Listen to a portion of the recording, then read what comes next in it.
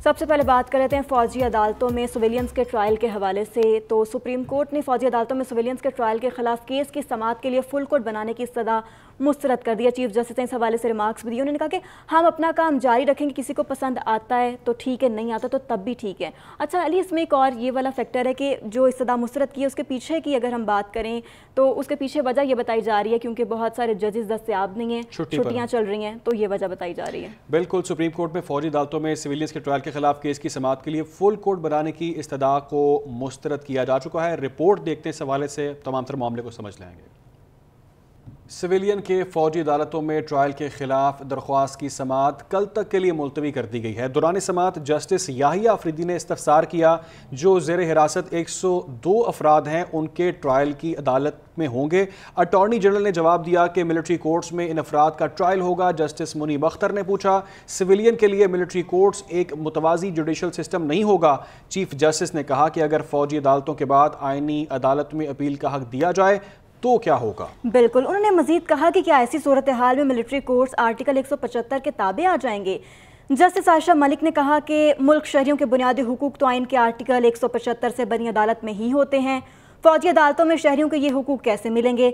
जिस पर जस्टिस एजाजुल हसन ने कहा कि मिलिट्री कोर्ट्स भेजने के लिए किसी सिविल शहरी का फौज या उनसे बराह रास्त ताल्लुक लाजिम है। अटॉर्नी जनरल ने कहा कि वो सब सवालों के जवाब देंगे। एक और अहम तरीन केस जिस केस पर सबकी नजरें हैं, तोशा खाना का केस, जो बहुत ही अहमियत का हामिल है, जिसमें चेयरमैन पीटीआई की गवाह तलबी की दरख्वास्त मुस्तरद हो गई है। अदालत ने चेयरमैन पीटीआई के वकला की जानिब फराहम की जाने वाली लिस्ट को भी मुस्तरद कर दिया है। जज हुमायूं दिलावर ने रिमार्क्स दिए कि मुलजिम के वकला गवाहान को केस से मुतालिक साबित करने में नाकाम रहे हैं। अदालत ने फ्रीकैन को हतमी दलाइल के लिए कल तलब कर लिया है। कहा यह गया कि अगर कल फ्रीकैन हतमी दलाइल नहीं देते तो फैसला महफूज कर लिया जाएगा। अदालत ने केस की समाअत कल 11 बजे तक मुलतवी कर दी है। तोशाखाना का केस चेयरमैन पीटीआई की गवाह तलबी की दरख्वास्त मुस्तरद कर दी गई है। आगे बढ़ें, चेयरमैन पीटीआई को तोशाखाना केस में फौरी रिलीफ ना मिल सका। सुप्रीम कोर्ट ने ट्रायल रुकवाने के लिए इस्तदा दोबारा मुस्तरद कर दी है। जितना रिलीफ बनता था दे दिया, हाई कोर्ट से रिलीफ ना मिला तो दोबारा रुजू कर लेंगे। बिल्कुल, ये सारे उस समाअत की ये कार्रवाई थी। मजीद उन्होंने क्या कहा इस रिपोर्ट में जान लेते हैं। अदालत उस्मा ने चेयरमैन पीटीआई की तोशाखाना केस का ट्रायल रुकवाने की इस्तदा फिर मुस्तरद कर दी। जस्टिस याहिया अफरीदी की सरबराही में सुप्रीम कोर्ट के 3 रुकनी बेंच ने समाअत की। दौरान समाअत जस्टिस याहिया अफरीदी ने चेयरमैन पीटीआई के वकील ख्वाजा हारिस से इस्तफसार किया कि सुप्रीम कोर्ट से मजीद क्या रिलीफ चाहते हैं। जो रिलीफ आपने मांगा वो हमने दे दिया था, हैरत है आपने फिर भी सुप्रीम कोर्ट से रुजू किया। जस्टिस याहिया अफरीदी ने रिमार्क्स दिए कि हो सकता है हाई कोर्ट आपको हमसे बेहतर रिलीफ फराहम करे। हाई कोर्ट के पास सुपरवाइजरी दायरा इख्तियार है, हम सूरत हाल को समझ रहे हैं, पहले हाई कोर्ट को फैसला करने दें। इस वक्त ट्रायल कोर्ट की कार्रवाई में मुदाखलत नहीं कर सकते। सुप्रीम कोर्ट ने फरीकैन को नोटिस जारी करते हुए समाअत 4 अगस्त तक मुलतवी कर दी। और अब चेयरमैन पीटीआई की मुश्किलात में मजीद इजाफा होने जा रहा है क्योंकि इंडाइटमेंट मुतवक्की है। इलेक्शन कमीशन ऑफ पाकिस्तान ने कहा है कि पाकिस्तान तहरीक इंसाफ के चेयरमैन पर 22 अगस्त को फर्द जुर्म आयद कर देंगे। पीटीआई के चेयरमैन के खिलाफ तौहीन इलेक्शन कमीशन केस की समाअत हुई जिसमें चेयरमैन पीटीआई के वकील इलेक्शन कमीशन में पेश हुए। वकील ने कहा कि कल मैं समझा कि मुझे एक रिकॉर्ड मिला है मगर आज मालूम हुआ कि फाइनल में दोनों रिकॉर्ड थे। बिल्कुल, फाइनल में दोनों रिकॉर्ड थे। उन्होंने ये भी कहा है कि चेयरमैन पीटीआई की जाती हाजिरी से इस्तिस्ना की दरख्वास्त है। मेंबर इलेक्शन कमीशन ने सवाल किया कि अगली समाअत पर आ जाएंगे। वकील ने आगे से कहा कि कोशिश होगी अगली समाअत सितंबर में रखें, हमारी छुट्टियां हैं आजकल। मेंबर इलेक्शन कमीशन ने कहा कि अगस्त की तारीख लें फिर हम मसरूफ हो जाएंगे। वकील ने कहा हम भी कुछ सुख का सांस लेंगे। इलेक्शन कमीशन ने केस की समाअत को 22 अगस्त तक मुलतवी कर दिया है। और अब बात कर लेते हैं एक और बहुत अहम मामले की जिस पर सब इस वक्त जानना चाह रहे हैं कि आखिर निगरान वज़ीर आज़म जो है वो कौन बनेगा। बहुत सारे नाम इस वक्त चल रहे हैं। निगरान वज़ीर आज़म की तकर्री के सिलसिले में वज़ीर आज़म शहबाज शरीफ का आसिफ अली जरदारी और नवाज शरीफ से टेलीफोन पर रब्ता हुआ। जरा ये भी बता रहे हैं कि निगरान वज़ीर आज़म के लिए मुजव्वज़ा नामों और निगरान सेटअप पर मुशावरत भी की जा रही है। बिल्कुल ऐसी, और जराए का ये भी कहना है कि 2 साबिक ब्यूरोक्रेट, 2 सियासतदान और एक टेक्नोक्रेट का नाम शॉर्ट लिस्ट किया गया है। नवाज शरीफ और आसिफ जरदारी ने तमाम नाम आज इत्तेहादियों के सामने पेश करने हैं और इसके अलावा हुक्मरान इत्तेहाद में शामिल जमातें आज फिर सर जोड़कर बैठेंगी। होने क्या जा रहा है, क्या पक रहा है, इस हवाले से मजीद तफसीलात ले लेते हैं नुमाइंदा खुसूसी सदीक साजिद से। सदीक साजिद, बड़ी यहाँ मुशावरत हो रही है और आज एक नाम पर गौर किया जाएगा, 5 नाम शॉर्टलिस्ट कर लिए गए हैं, क्या आपके ज़राए कह रहे हैं इस हवाले से? अब ये मुशावरत का अमल काफी तेज हो गया है, ना सिर्फ हुकूमत बल्कि अपोजिशन के दरमियान भी जो है वो अब मुशावरत हुई है। और अब से थोड़ी देर पहले राजा रियाज ने जो है वो अपनी जो दीगर अपोजिशन जमातें जिसमें GDU और जमात इस्लामी शामिल हैं उनके साथ मुशावरत की है और आइंदा इजलास उनका जुमे को होगा। और GDU ने भी फैसला किया है कि वो भी अपना नाम जो है वो देंगे ताकि अपोजिशन की जानब से जो नाम जाए वो मुतफिका तौर पर जाए। दूसरा, आसिफ जरदारी और नवाज शरीफ के साथ शहबाज शरीफ का रब्ता हुआ है और उन्होंने 5 नामों के बारे में दोनों रहनुमाओं के एतमाद में दिया है जिनको शॉर्टलिस्ट किया गया है। दो जो हैं वो ब्यूरोक्रेट्स हैं, साबिक 2 सियासतदान, एक टेक्नोक्रेट उसमें शामिल है। तो दोनों की तरफ से ये हिदायत जारी की गई है नवाज शरीफ और जरदारी की तरफ से कि इनके ऊपर जो है वो दीगर इत्तेहादियों को एतमाद में लिया जाए। तो आज ये 5 नाम जो शॉर्टलिस्ट किए गए हैं वो इत्तेहादियों के सामने रखे जाएंगे जो दीगर जमातें हैं, और जो छोटी इत्तेहादी जमातें हैं उनकी तरफ से जो नाम दिए जाएंगे वो भी जो है वो फिर कंसिडर होंगे, क्योंकि छोटी जमातों ने कहा था जिसमें MQM भी शामिल है कि हम अपने जो है वो नाम जो है वो आपके सामने लेकर आएंगे। तो ये प्रोसेस जो है वो दोनों तरफ से काफी तेज हुआ है और इसको इसी हफ्ते मुकम्मल करने का फैसला किया गया है। जी सदीक, ये बताइएगा क्या इसहाक डार का नाम अभी ज़ेर गौर है?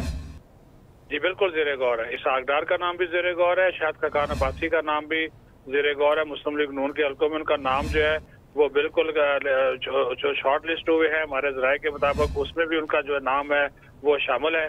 इसी तरह जो पीपल्स पार्टी है उन्होंने भी जो है कुछ नाम जो दिए थे लेकिन वो मंजर आम पर नहीं आए, और राजा रियाज जिस तरह मैंने बताया वो भी अपने 3 नाम जो है वो दे देंगे। लेकिन नून लीग के ज़राए ने ये बात भी इसकी तस्दीक की थी कि इसहाक डार का नाम जो है इसहाक डार का नाम भी ज़ेर गौर है। सदीक साजिद, बहुत शुक्रिया आपका। तो इलेक्शन की बात सामने आ गया। इस्तेकाम पाकिस्तान पार्टी कब और कैसे इलेक्शन चाहती है? इस्तेकाम पार्टी का मौक़िफ़ यह कि मरदमशुमारी के बाद इलेक्शन होने चाहिए, जिसमें फ़याज़ुल हसन चौहान ने यह कहा कि साफ शफाफ इलेक्शन के लिए मरदमशुमारी ज़रूरी है, अगर ऐसे इलेक्शन होंगे तो कोई नताइज तस्लीम नहीं करेगा। और आपको अपडेट करें इस हवाले से कि इस्तेकाम पाकिस्तान पार्टी कब और कैसे इलेक्शन चाहती है। इस हवाले से फ़याज़ुल हसन चौहान का मौक़िफ़ सामने आया। उन्होंने कहा कि साफ शफाफ इलेक्शन के लिए मरदमशुमारी ज़रूरी है, अगर ऐसे इलेक्शन होंगे तो कोई भी नताइज को तस्लीम नहीं करेगा। मजीद जान लेते हैं, हमें ज्वाइन किया नुमाइंदा ओपिनियन राना वहीद ने। राना वहीद, मजीद क्या कहा गया फ़याज़ुल हसन चौहान की जानिब से? जो है जो जनरल इलेक्शन होने हैं इसके मुतल्लिक जो है IPP ने जो इबहाम था वो आज खत्म हो गया।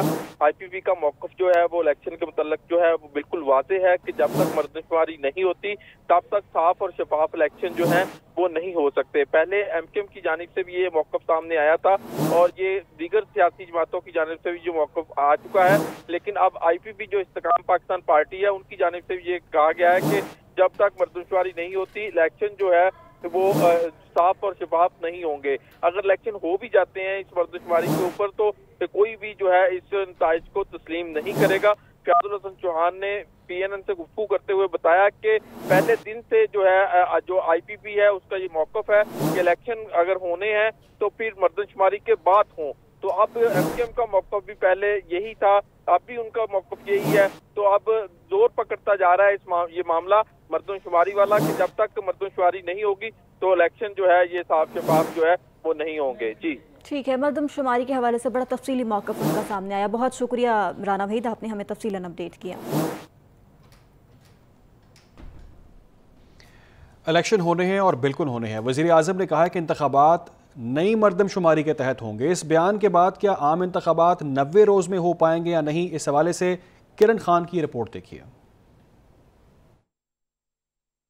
शहबाज शरीफ का कहना है कि इंतखाबात नई मरदमशुमारी के मुताबिक होंगे, जबकि मुश्तरका मफाद कौंसिल ने अभी तक नई मरदमशुमारी की मंजूरी भी नहीं दी। बज़ाहिर लगता है इंतखाबात 90 रोज़ में नहीं होंगे। अरकान पार्लियामेंट इस बारे में क्या राय रखते हैं, आइए उन्हीं से जानते हैं।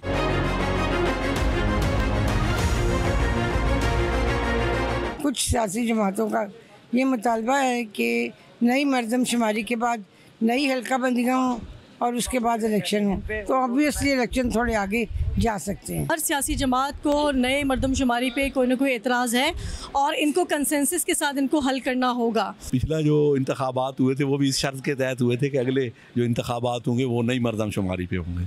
अब अगर मर्दमशुमारी हो गई है और 1.5 महीना लेट भी हो जाते हैं तो कौन सा वो उससे होने चाहिए, ज़रूरी है। मुझे उनके इस बयान के मुताबिक यूँ महसूस हो रहा है कि इलेक्शन जल्द होते हुए नज़र नहीं आ रहे। इलेक्शन कराना इलेक्शन कमीशन का काम है। अगर वो जब ये नोटिफाई हो जाती है तो उसी को फैसला करना है कि वो कब इलेक्शन कराएंगे।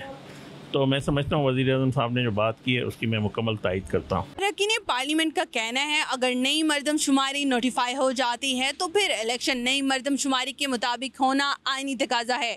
1-2 माह की ताख़ीर इस सूरत हाल में कोई मायने नहीं रखती। कैमरामैन सलीम खान के साथ किरण खान, पार्लियामेंट हाउस, इस्लामाबाद।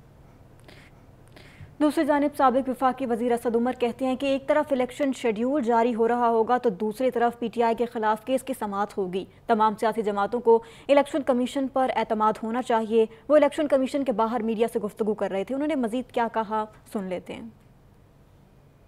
ये इख्तियार दिया गया ना, इख्तियार है इलेक्शन कमीशन के पास तौहीन का, तौहीन अदालत का आइन के अंदर लिखा हुआ है।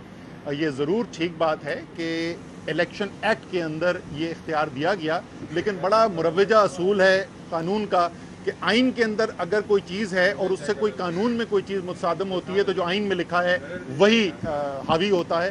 तो इख्तियार भी नहीं है। जो कहा गया, जितनी भी तकरीरें की गई वो तनकीद के ज़ुमरे में आता है, तौहीन के नहीं आता। तो हमारा जो पहले वज़ीर आज़म के मुआवन ख़ुसूसी अताउल अतारड़ का कहना है कि एक नामी गरामी मुजरिम जिस पर मुल्क से गद्दारी और साइफर का केस है, जो तोशा खाना की चोरी और 9 मई के वाक़यात में भी मुलव्वस है, वो मुलजिम बहाने बनाकर अदालत में पेश नहीं हो रहा। बिल्कुल, उन्होंने मजीद कहा, उन्होंने कहा कि 40 में से सिर्फ 3 पेशियों पर मुलजिम की हाजिरी लगी। मुलजिम के वकील ने खुद तस्लीम कर लिया कि तहाइफ बेचे हैं। मजीद कहते हैं कि एहतसाब से बचने के लिए राह फरार इख्तियार की जा रही है। अदालत के बाहर वो मीडिया से गुफ्तगू कर रहे थे। मजीद उन्होंने क्या कहा, आप सुन लेते हैं। कल इसने बाकायदा बड़के मारी कि बुलाओ, ये मैं नहीं करता था, मेरा मिलिट्री सेक्रेटरी करता था। और आज जब गवाहान पेश करने का कहा गया है तो ना खुद आया है, ना वकील आए हैं और ना ही गवाहान की फहरिस्त पेश की है। और बहाना देखें कि सुप्रीम कोर्ट में मसरूफ हैं। 11:30 बजे सुप्रीम कोर्ट का टाइम है, 9:30 इस कोर्ट का टाइम था। तो ये जो बहानेबाजी कोर्ट में की जाती है ना, हम इसको समझते हैं कि ये सिर्फ इसलिए की जा रही है कि राह फरार इख्तियार की जाए। ये सिर्फ इसलिए की जा रही है कि इस चोरी का आपके पास जवाब नहीं है, जवाज नहीं है, और आप सुप्रीम कोर्ट का बहाना करके अदालत से गायब हैं एहतसाब के अमल से बचने के लिए। और जो चोरी की है उसका जवाब जो है वो पास है नहीं, उससे राह फरार इख्तियार करने के लिए ये काम किए जा रहे हैं। दूसरी जानिब एक और अहम तरीन खबर तलाल चौधरी के हवाले से। 2 अगस्त 2018 में वो नाअहल हुए थे और आज के दिन 5 साल की नाअहली की सज़ा ख़त्म हो गई है। नवाज शरीफ के साथ खड़ा होने की सज़ा भी मुझे दी गई, ये कहा गया मुस्लिम लीग नून के रहनुमा तलाल चौधरी की जानिब से। उन्होंने कहा कि जो उस वक्त था उसको निशाना बनाया गया और उनको भी इस बात में टारगेट किया गया। साकिर निसार ने अस को नोटिस लेकर पनामा वाले जज की सरबराही में बेंच बनाया, फिर दूसरा बेंच बनाया जिसने मुझे सज़ा दी। मेरी नवाज शरीफ से वफादारी की ये सज़ा थी। फैसले में कहा गया कि उस वक्त के मुस्लिम लीग नून के लोगों को चुन चुन कर सज़ाएँ दें और मैं भी उसकी जद में आया। उन्होंने मज़ीद क्या कहा, देख लेते हैं। 2023 को मुझे 2 अगस्त 2018 को जो सजा दी गई थी उसके 5 साल पूरे हुए। ये मेरे जैसे सियासी कारकुन के लिए तमगा है कि मेरी वफादारी का सर्टिफिकेट सुप्रीम कोर्ट के जज साहिबान को भी और कोई बात नहीं मिली। और यह भी इसमें कहा गया कि इसका कोई जाती मामला किसी अदालत से या किसी कोर्ट से नहीं है, सिर्फ एक बहाना बनाकर एक उस वक्त जो एक लार्जर प्लान था, मुस्लिम लीग नून के लोगों को चुन चुन के नाअहलियां, सजाएं, रेफरेंस, मुकदमे, गिरफ्तारियां 2017 से ये शुरू हुई।